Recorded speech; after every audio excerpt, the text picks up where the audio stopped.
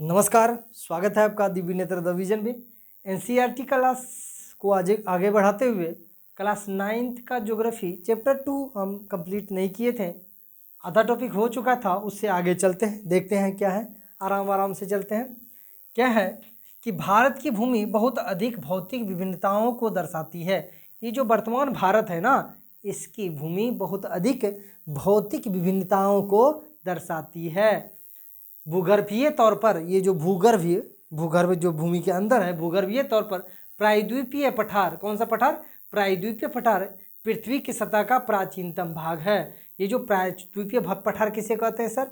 ये जो दक्षिण भारत का एरिया है, यानी विंध्याचल पर्वत के दक्षिण में जो क्षेत्र है उसे प्रायद्वीपीय पठार कहते हैं। तो ये जो प्रायद्वीपीय पठार है ना, पृथ्वी के सतह का प्राचीनतम भाग है। इस भूमि का एक बहुत ही स्थिर भाग माना जाता है। इसे क्या माना जाता है भाई? इसे भूमि का एक बहुत ही स्थिर भाग माना जाता था कि ये बहुत प्रायद्वीपीय भारत का पठार जो ये दक्षिण भारत का एरिया है, ये बहुत स्थिर है। लेकिन क्या हुआ? परंतु हाल के भूकंपों ने, हाल में जो ये भूज वाला भूकंप आ गया गुजरात में, भूज में भूकंप आया और जगह भूकंप आया, इसके चलते परंतु हाल के भूकंपों ने इसे गलत साबित किया है कि प्रायद्वीपीय भारत भी स्थिर नहीं है। पहले था क्या भाई, ये भूगर्भीय तौर पे बहुत स्थिर है, लेकिन हाल यह भूकंप से पता चला है कि ये भाग भी अस्थिर है। समझे? हिमालय एवं उत्तरी मैदान हाल में बनी स्थलाकृतियां हैं। हिमालय आप देखेंगे ना, हिमालय के बारे में एक बात बोलते रहता है भाई, ये नवीन बदित पर्वत का उदाहरण है, मतलब नया पर्वत है।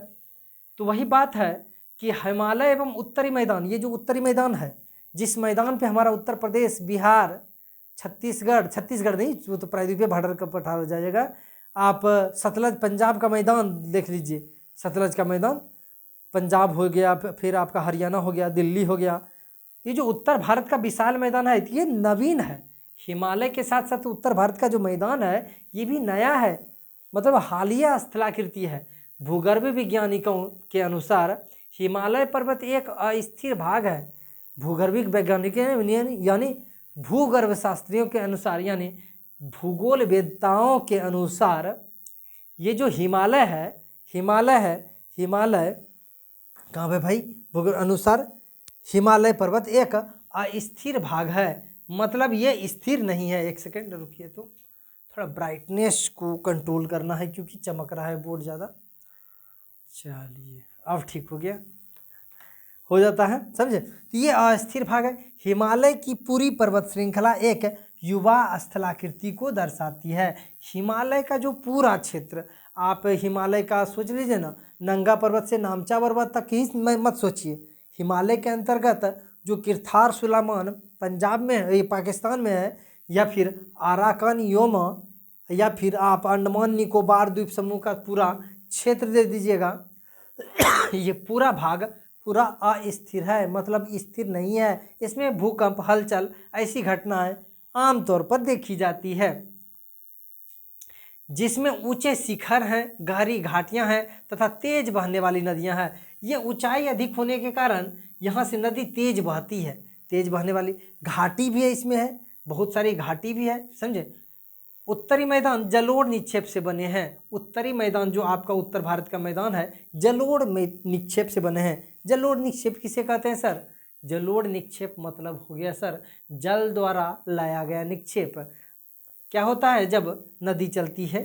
फिर से बता दें आपको, जब नदी चलती है, नदी अपने मार्ग में अपरदित करते हुए चलती है। नदी चलती है पानी लेके, और वो पानी क्या करती है? जमीन को कोड़ते हुए, पत्थर को काटती चलती है। तो वो पत्थर का कण या मिट्टी, उसको काट के जो चला तो वो अपरदित किया, और जहाँ उसे पाट दिया वो क्षेत्र निक्षेपित क्षेत्र कहलाएगा। तो निक्षेपित भी तो कहीं करेगी। जब नदी का ढाल मंद पड़ जाएगा, नदी का ढाल मंद पड़ेगा, तो उस समय क्या होगा? नदी की ढाल कम मंद पड़ेगी तो नदी की धारा भी मंद पड़ेगी। धारा मंद तो वो जो बालू, कण, गाद, ये सब क्या होगा भाई? नदी के निचले क्षेत्र में जमने लगेगा, उसे ही जलोढ़ निक्षेप कहा जाता है। समझ में आया? तो तेज बहने वाली नदियां हैं, इसे जलोढ़ निक्षेप से बना है। तो इसी जलोढ़ निक्षेप से हमारा उत्तर भारत का मैदान बना है। जो आप सतलज नदी से बना है सर, वहाँ पे आपका पंजाब हो गया, फिर हरियाणा का उस जगह जोड़ लीजिए आप, गंगा नदी बेसिन के अंतर्गत बना है। जैसे आप उत्तर प्रदेश ले लीजिए, बिहार पूरा ले लीजिए, या फिर ब्रह्मपुत्र घाटी ले लीजिए, सभी जलोढ़ निक्षेप से ही बना है। प्रायद्वीपीय पठार आग्नेय तथा रूपांतरित शैलों वाले कम ऊंची पहाड़ियों पर एवं चौड़ी घाटियों से बनी है। ये प्रायद्वीपीय पठार क्या है सर? प्रायद्वीपीय पठार ये दक्षिण भारत का पठार, प्रायद्वीपीय पठार आग्नेय और रूपांतरित शैलों वाली कम ऊंची पहाड़ियों एवं चौड़ी घाटियों से बनी है। इसका ऊंचाई बहुत ज़्यादा नहीं है। प्रायद्वीपीय भारत का पठार जो है ना, पहाड़ की तरह बहुत ऊंचा नहीं है, ये पठार है, ऊपर से समतल मैदान टाइप का है, लेकिन उठा हुआ क्षेत्र है, इसे पठार कहते हैं। तो यही पठार है। देखते हैं और आगे बढ़ते हैं, क्या है मुख्य भौगोलिक वितरण। भारत की भौगोलिक आकृतियों को निम्नलिखित वर्गों में विभाजित किया जा सकता है, जैसे 2.4 में दिखाया गया है। देखिए किस में भाई विभाजित किया गया है। भारत में क्या है, पहले आप अगर मोटा मोटी मैप में समझने का प्रयास करते हैं हम, एक सेकेंड,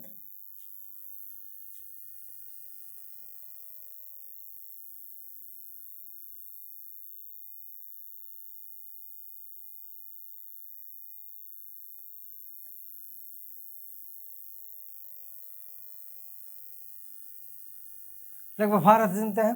अब जैसे हिमालय पर्वत श्रृंखला, हिमालय पर्वत श्रृंखला कहाँ है हमारा?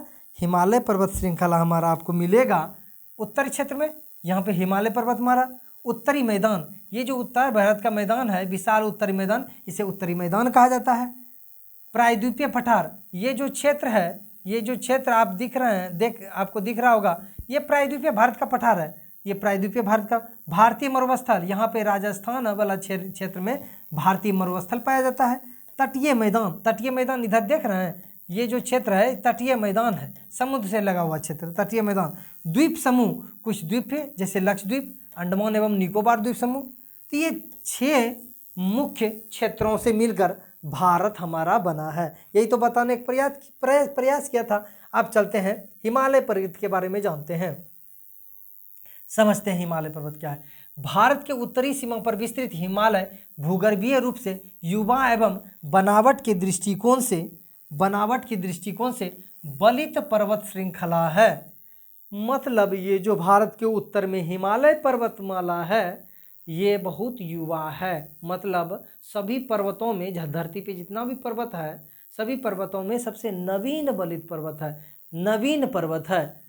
और भूगर्भीय रूप से नवीन है, यानी युवा पर्वत है। वलित इसलिए क्योंकि ये जो बना है सर, वलन के दौरान बना हो। 2 मजबूत चट्टान के टकराने से वलन पड़ा जगह पे, वलन के दौरान ही ये पर्वत बना है। कौन सा पर्वत? हिमालय पर्वत। इसलिए इसे वलित पर्वत के श्रृंखलाओं में रखा जाता है। ये पर्वत श्रृंखलाएं पश्चिम पूर्व दिशा में सिंधु से लेकर ब्रह्मपुत्र तक फैली है। सिंधु नदी से लेकर ब्रह्मपुत्र नदी तक फैली है पश्चिम से पूर्व की दिशा में। हिमालय विश्व की सबसे ऊंची पर्वत श्रेणी है।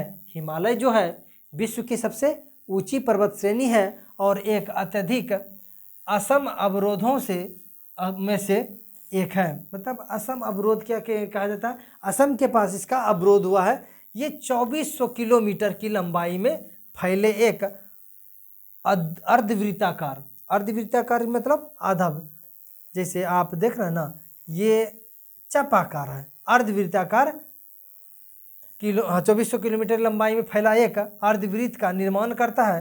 क्योंकि ये कंटिन्यू ऐसे नहीं है, आपका वृत्ताकार है, अर्धवृत्ताकार है, समझे। इसकी चौड़ाई कश्मीर में 400 किलोमीटर, आपका पश्चिम में चौड़ाई 400 किलोमीटर है, ये क्षेत्र 400 किलोमीटर का है। लेकिन अरुणाचल प्रदेश में 150 किलोमीटर है। यहाँ पे जब इसका पूर्वी क्षेत्र में देखा जाए ना, 150 किलोमीटर क्षेत्र है, मतलब कम चौड़ा है। कम चौड़ा का तात्पर्य यह हुआ कि बलन अधिक हुआ है। तो आपको कभी प्रश्न जीवन में पूछ दे कि हिमालय पर्वतमालाओं में या हिमालय पर्वत श्रृंखलाओं में सबसे अधिक वलन किस क्षेत्र में पड़ा है, पश्चिमी क्षेत्र में या पूर्वी क्षेत्र में, तो आपका उत्तर होगा पूर्वी क्षेत्र। और बता दें, जहाँ पे अधिक धक्का लगेगा, जहाँ पे अधिक वलन होगा, तो आप सिंपल सा थॉट है कि वहाँ पे अत्यधिक ऊंचाई होगा भाई। यहाँ ज़बरदस्त टक्कर लगेगा तो ये अधिक ऊंचा होगा, जहाँ कम टक्कर होगा तो कम ऊंचा होगा। तो वही बात है, इसलिए आप देखेंगे ना पूर्वी हिमालय की ही लंबाई सबसे अधिक ऊंची है। जैसे आपका एवरेस्ट हो गया, विश्व की सबसे लंबी पर्वत जो है चोटी, एवरेस्ट चोटी हिमालय पर्वत के अंतर्गत, वो भी पूर्वी हिमालय के अंतर्गत आता है। एवरेस्ट हो गया, यहाँ पे मकालू है, मंसालू है, धौलागिरी है, या फिर कंचनजंगा है, नामचा बरुआ है, ये सब चोटी पूर्वी हिमालय के अंतर्गत आती है। ये सब काफ़ी ऊंची ऊंची है। समझ, यहाँ पे देखते हैं, आइए समझते हैं भारत में मैप से समझते हैं क्या क्या स्थिति है। पहले देख लीजिए, आपको सब भारत के सबसे ऊपर में मिलेगा काराकोरम पर्वत, काराकोरम पर्वत मिलेगा। इस जगह काराकोरम दर्रा भी है, क्योंकि काराकोरम पर्वतमाला में जो कटा हुआ क्षेत्र वो दर्रा बना है। लद्दाख श्रेणी है, बीचला पर्वत है लद्दाख श्रेणी। फिर उसके बाद है जास्कर श्रेणी। तो सबसे उत्तरी, अगर भारत का सबसे उत्तरी पर्वतमाला पूछा जाए तो काराकोरम पर्वतमाला होगा, जिसकी जो भारत की सबसे ऊंची चोटी काराकोरम पर्वतमाला में ही केटू है, जिसे गाडविन ऑस्टिन कहते हैं। फिर लद्दाख श्रेणी आएगा, फिर जास्कर है, उसके बाद आता है फिर बृहद हिमालय, फिर मध्य हिमालय है, फिर शिवालिक श्रेणी है। शिवालिक श्रेणी एक्चुअली यहीं तक मिलेगा आपको, कहाँ तक मिलेगा, सिक्किम तक मिलेगा शिवालिक श्रेणी। इधर आपको शिवालिक श्रेणी का विस्तार पूर्वी हिमालय के अंतर्गत नहीं दिखेगा। गंगा नदी है, ये यमुना नदी है, देख रहे हैं, घग्गर नदी है, गंडक नदी है, कोसी नदी है, ब्रह्मपुत्र नदी है, सांगपो नदी, यहाँ से ब्रह्मपुत्र नदी ही निकलती है सांगपो के नाम से, इसे तिब्बती नाम में सांगपो बोला जाता है, समझे। और से फिर जाके यहाँ पे नामचा बरुआ के पास यू आकार की घाटी बनाती है, जिसे दिहंग गार्ज कहते हैं, दिहंग गार्ज कहते हैं। वैसे भारत में प्रवेश करती है अरुणाचल प्रदेश में, उसके बाद ब्रह्मपुत्र घाटी में पहुँचती है, जब असम में पहुँचती है इसे ब्रह्मपुत्र नदी कहा जाता है। फिर बांग्लादेश में मेघना के नाम से बहती है। ये सब बात है, ये ब्रह्मपुत्र नदी है। यहाँ से एक नदी और निकली है, नाम है सिंधु। सिंधु नदी देख रहे हैं, सिंधु नदी अरब सागर में जाती है। उसके बाद सिंधु के सहायक नदी है झेलम है, इस जगह एक नदी है चिनाव है, राबी है, एक नदी यहीं तक पंजाबी तक सीमित रहता है, व्यास है। उसके बाद सतलज नदी है। ये सब नदी का नाम आपको पता होना चाहिए। पाकिस्तान में एक नदी है हिंदुकुश, अफगानिस्तान में जाके हिंदुकुश है। और क्युनलुन पर्वत श्रेणी कहाँ पे है, क्युनलुन श्रेणी आपका तिब्बत पठार पे मिलेगा। यहाँ पे पामीर का पठार, इसे कहते हैं पामीर का पठार। क्या है भाई, पामीर का पठार, पामीर का पठार, पामीर का पठार, समझे, पामीर का पठार है। इस जगह जबरदस्त टक्कर हुआ है, पामीर का पठार। यहाँ से काराकोरम, इधर क्युनलुन है, इधर हिंदुकुश है। और यहाँ से एक और चोटी निकलती है, पर्वतीय श्रेणी निकलती है, जिसे किरथार कहा जाता है, पाकिस्तान में है, किरथार है। उसके बाद सुलेमान एक चोटी है, एक और पर्वत श्रेणी है जिसका नाम सुलेमान है। सुलेमान, ये भी याद होना चाहिए आपको, सुलेमान, किरथार, ये सब याद होना चाहिए। तो ये सब बात है। चंबल नदी दक्षिण इधर से बहते हुए आती है, मालवा पठार से चंबल नदी है। सोन नदी भी पटना के पास अपना मुहाना बनाती है। तो ये सब बात है, आपको याद होना चाहिए ये सब चीज़। कामेट, नंदा देवी, चलिए ये सब चित्र में देख ही लिए आप।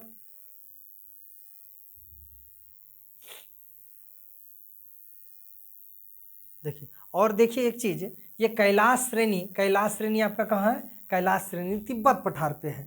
कैलाश श्रेणी कहाँ है, तिब्बत पठार पे है। शिवालिक श्रेणी सबसे निचले क्षेत्र में है। उसके बाद इसमें बताने लायक क्या है भाई, सब कुछ तो वही है। चलिए आगे बढ़ते हैं, आगे बढ़ते हैं। हाँ, यहाँ समझते हैं, दक्षिण भारत को थोड़ा समझते हैं। क्या है, विंध्यन श्रेणी, विंध्यन श्रेणी है, विंध्याचल पर्वत श्रेणी।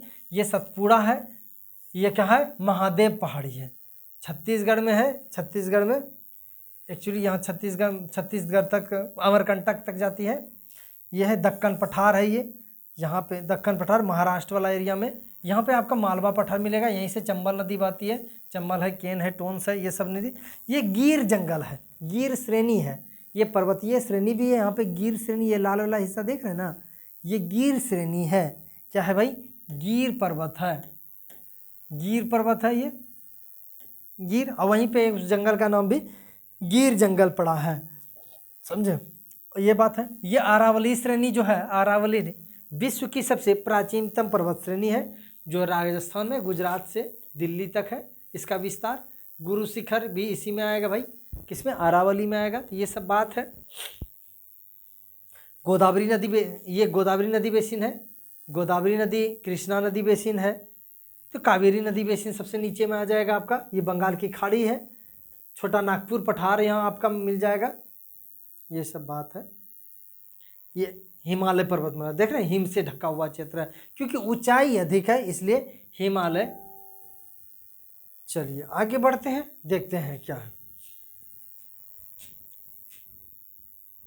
भाग की अपेक्षा पूर्वी भाग मतलब पश्चिमी भाग की अपेक्षा पूर्वी भाग की ऊंचाई में अधिक विविधता पाई जाती है। हम उसी समय बोले हिमालय में क्या है सर, पश्चिमी भाग की अपेक्षा पूर्वी हिमालय की लंबाई अधिक पाई जाती है क्योंकि बलन अधिक हुआ है, क्योंकि इसकी चौड़ाई भी 150 किलोमीटर है, यहाँ पे आपका 400 किलोमीटर चौड़ाई मिल जाएगा। अपने पूरे देशांतरीय विस्तार के साथ हिमालय को 3 भागों में बांट सकते हैं। इन श्रृंखलाओं के बीच बहुत अधिक संख्या में घाटियाँ पाई जाती है। सबसे उत्तरी भाग में स्थित श्रृंखला को महान या आंतरिक हिमालय या हिमाद्री कहते हैं।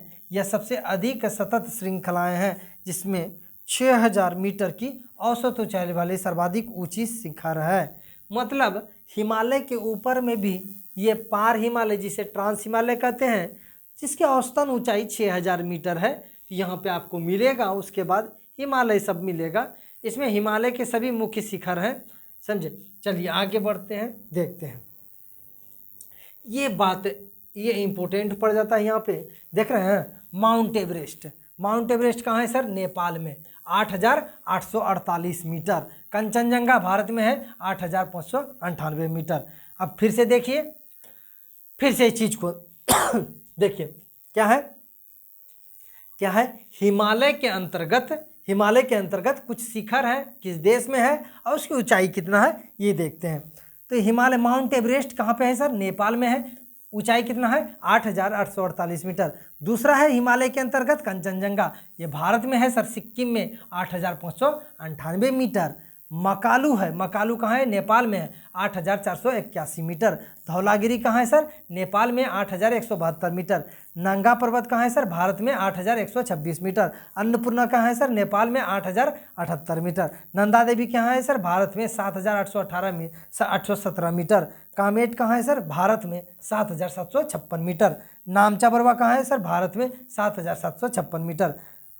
यह क्या है, गुरुला मांदता कहाँ है, नेपाल में 7728 मीटर। ये है 10 सबसे ऊंची चोटी हिमालय के अंतर्गत, समझे। चलिए महान हिमालय के वलय की प्रक्रिया असीमित है। हिमालय के इस भाग को क्रोट ग्रेनाइट का बना है। यह श्रृंखला हमेशा बर्फ से ढकी रहती है तथा इसमें बहुत सी हिमानियों का प्रवाह होती है। हिमानी का प्रवाह होते रहता है क्योंकि ये घाटीनुमा, ये ढलाननुमा है, हिम सरकते रहता है, समझे। यही सब बात बताने का प्रयास किया गया है। महान हिमालय में पाई जाने वाली हिमानियों तथा दर्रों का नाम आपको ज्ञात करना है, कौन कौन सा है भाई, वहाँ गूगल से कीजिए, नोट्स बनाइए ये सब चीज़ का। भारत के उन राज्यों के नाम जहाँ ऊपर दिए गए ऊंचे शिखर स्थित है ये सब भी बताइए कि नंगा पर्वत भारत में है तो नंगा पर्वत है कहाँ पे, जम्मू कश्मीर में है, हिमाचल प्रदेश में है, आप बताइए, कमेंट बॉक्स में कमेंट कीजिएगा। या फिर अन्नपूर्णा जो नेपाल में, छोड़िए नंदा देवी जो भारत में है, नंदा देवी किस राज्य में है, तो ये आपको बताना पड़ेगा, यही ज्ञात करने के लिए बताया गया है। चलिए आगे बढ़ते हैं। हिमाद्री के दक्षिण में स्थित श्रृंखला सबसे अधिक असम है एवं हिमाचल या निम्न हिमालय के नाम से जानी जाती है। इन श्रृंखलाओं का निर्माण मुख्यतः अत्यधिक संपीड़ित तथा परिवर्तित शैलों में हुआ है। इसकी ऊंचाई 3700 मीटर से 4500 मीटर के बीच में है। वो हिमाद्री के बारे में बोल रहा है, समझे, जिसे मध्य हिमालय कहते हैं, वो सब के बारे में बात कर रहा है। 3700 मीटर से 4500 मीटर औसतन ऊंचाई मिलेगा आपको के बीच। औसत चौड़ाई लगभग 50 किलोमीटर है। जबकि पीर पंजाल श्रृंखला सबसे लंबी तथा सबसे महत्वपूर्ण श्रृंखला है। पीर पंजाल जो आपको मध्य हिमालय में मिलेगा, ये सबसे महत्वपूर्ण श्रृंखला है। धौलाधार एवं महाभारत श्रृंखला, धौलाधार श्रेणी जो है धौलाधार एवं महाभारत श्रृंखला में भी महत्वपूर्ण है। ये मध्य हिमालय में पाया जाएगा, धौलाधार पाया जाएगा, महाभारत पाया जाएगा, जिसे हिमाद्री कहते हैं। जिसे हम बताएं ना, बृहद हिमालय, मध्य हिमालय, शिवालिक, तो ये मध्य हिमालय में ही ये सब चोटी पाया जाएगा। आपको इस क्षेत्र को के पहाड़ी नगरों के लिए जाना जाता है। पहाड़ी नगर का है कि ये अधिक ऊंचाई भी नहीं है, इतना ज़्यादा ऊंचा नहीं है कि वहाँ पे बर्फ़ हो, लेकिन इतना भी नीचे नहीं है कि वो सबसे नीचे हो, मैदानी हो। ये क्या है सर, पर्वतीय चोटी में। आप देखेंगे जब जम्मू कश्मीर आप घूमने जाइएगा, कश्मीर, हिमाचल प्रदेश या सिक्किम सब जाइएगा ना, तो गंगटोक सबसे इसी क्षेत्र में मिलेगा, मध्य हिमालय के अंतर्गत मिलेगा। जैसे सिक्किम का गंगटोक है या फिर उत्तराखंड का नैनीताल, सब ये एरिया मिलेगा। तो ये सब आपको पर्वतीय चोटी में मिलेगा, पर्वतीय नगर है और मनोरम दृश्य भी होता है वहाँ का। जाइएगा कभी, अवलोकन कीजिएगा उसका, अच्छा लगेगा आपको। चित्र 2.5 में हिमालय पर्वत को दिखाया गया, देख रहे हैं। ये हिमालय पर्वत की सबसे ऊंची चोटी है, यहाँ पे बर्फ ढका हुआ रहता है सालों भर। एटलस से मसूरी, नैनीताल एवं रानीखेत है जो उत्तराखंड में है, मसूरी है, रानीखेत है, नैनीताल है। स्थिति देखें, मसूरी का अलगे फीलिंग्स है क्योंकि मसूरी में लवासना है, आपको पता है। स्थित समझे, रानीखेत की स्थिति देखें तथा उन राज्यों का नाम लिखें जहाँ वे स्थित है, ये सब बात लिखें आप लोग। हिमालय की सबसे बाहरी श्रृंखला को जानते हैं। हिमालय की सबसे बाहरी श्रृंखला को शिवालिक कहा जाता है। हिमालय की सबसे बाहरी श्रृंखला, ये बृहद हिमालय, मध्य हिमालय, सबसे निचला जो क्षेत्र है सर, इसे शिवालिक कहते हैं। ये बाहरी श्रृंखला है। इसके बाद दक्षिण में हिमालय आपको नहीं मिलेगा, क्योंकि इसके बाद तो भावर प्रदेश मिलेगा, तराई क्षेत्र मिलेगा और उत्तर भारत का मैदान मिलेगा। वो सब हिमालय पर्वत के अंतर्गत नहीं आता है। ये बात है कि शिवालिक कहा जाता है सबसे बाहरी श्रृंखला है। इसकी चौड़ाई 10 से 50 किलोमीटर है, 10 से 50 किलोमीटर है इसकी चौड़ाई। ये जो चौड़ाई है सर इसका 10 से 50 किलोमीटर शिवालिक का, समझे। ऊंचाई 900 से 1100 मीटर के बीच है, ऊंचाई भी ज़्यादा अधिक नहीं है, 900 मीटर से 1100 मीटर के बीच की ऊंचाई है। ये श्रृंखलाएँ उत्तर में स्थित मुख्य हिमालय की श्रृंखलाओं से नदियों द्वारा लाई गई असंपीड़ित अवसादों से बनी है। ये घाटियाँ बजरी तथा जलोढ़ की मोटी परत से ढकी हुई है, क्योंकि नदी जब निकलती है हिमालय क्षेत्र से, तो अंतिम रूप से जहाँ बृहद हिमालय से मान लीजिए निकली, तो बहुत बड़ा बड़ा बजरी इसी क्षेत्र में ना, बजरी पत्थर का टुकड़ा इसी क्षेत्र में न जाके ढकेगा जी। तो वही बात पर समझाने का प्रयास किया गया है। निम्न हिमाचल तथा शिवालिक के बीच में स्थित लंबवत घाटी को दून के नाम से जाना जाता है, जो उत्तराखंड में है। देहरादून और कुछ प्रसिद्ध दून है, जैसे देहरादून है, कोटली दून है या पाटली दून है। ये सब क्षेत्र आपको उत्तराखंड में मिलेगा।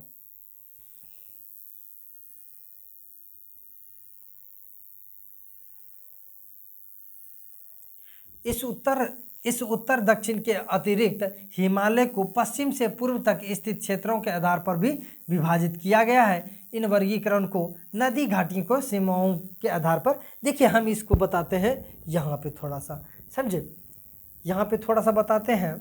आप एक भूगर्भ शास्त्री थे, थोड़ा सा गहराई वाला बात चलते हैं। जो बात वहाँ लिखा गया है उसका विस्तार से हम यहाँ पे चर्चा अगर करें, तो एक भूगर्भ शास्त्री है जिसका नाम है सिडनी वुनार्ड।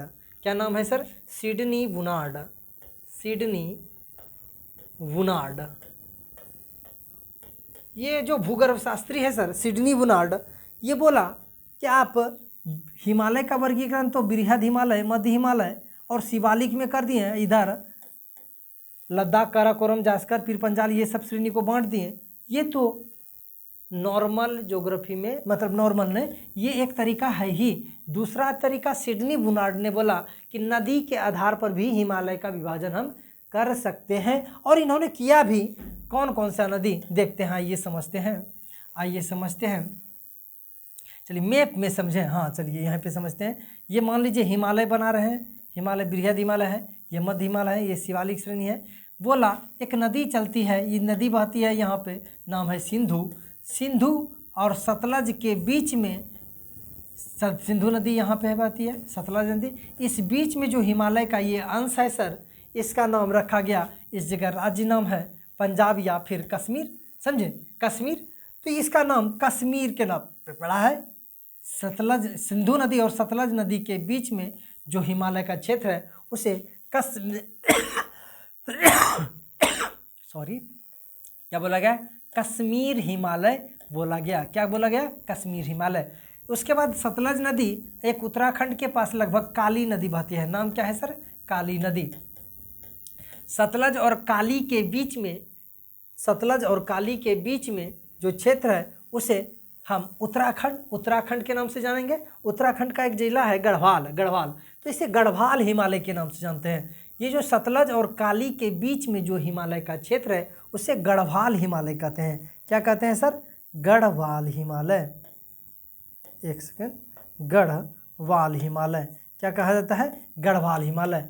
तो सबसे पहले कश्मीर हिमालय होगा, सिंधु नदी और सतलज नदी के बीच में कश्मीर हिमालय, सतलज और काली के बीच में गढ़वाल हिमालय, और काली से एक सिक्किम से निकलती है नदी, नाम है तीस्ता।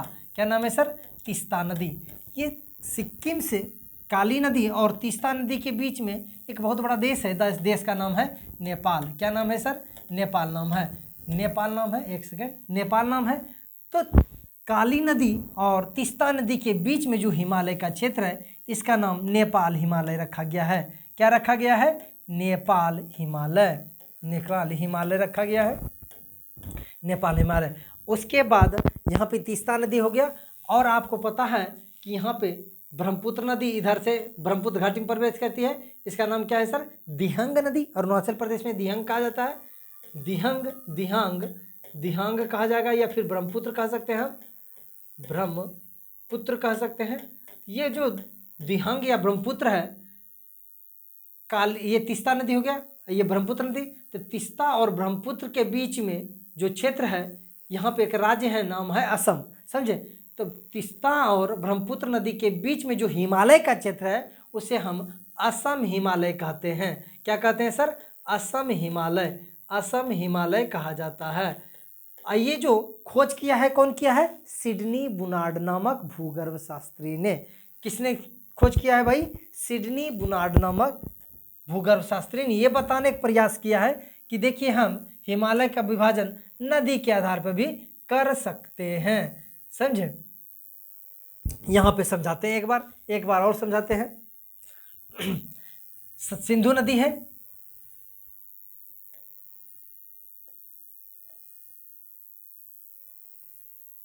ये क्या है, सिंधु नदी है।